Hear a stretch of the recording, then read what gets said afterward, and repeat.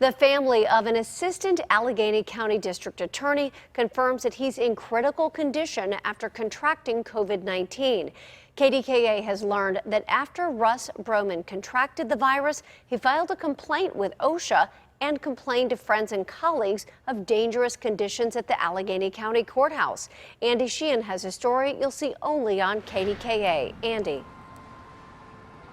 Christine, Russ Broman is in his 60s and suffering from COVID-19, but he's told his friends and colleagues this did not have to happen. I spoke with one of those friends this afternoon.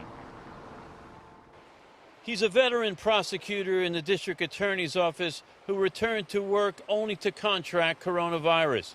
Now Assistant District Attorney Russ Broman is in critical condition, fighting for his life in the ICU at St. Clair Hospital. He's not responding to treatments, and his condition is obviously very, very serious.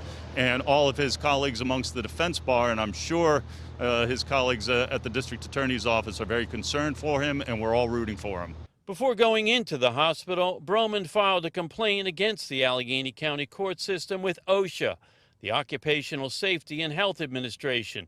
And the family attorney directed me to speak with defense attorney Patrick Nightingale, one of several friends who Broman emailed complaining of a lack of safety protocols in the courthouse and alleging that one judge in particular did not require masks in her courtroom. His message, called into question court administration, saying that they're doing everything to possibly notify people who have been exposed, that masking guidelines were being strictly followed. It was, in my opinion, a plea for help and a cry for transparency. Prior to the court's reopening the first week in June, President Judge Kim Berkeley Clark ordered that all employees and judges wear masks. And after a court reporter tested positive, Clark sent out this letter on June 26, reaffirming that order. Quote, "I have received reports that not everyone, including judges, is wearing a mask or face covering during court proceedings. Not wearing a mask is disrespectful and sends a message to the public and attorneys that we care more about our personal comfort than we do about their safety.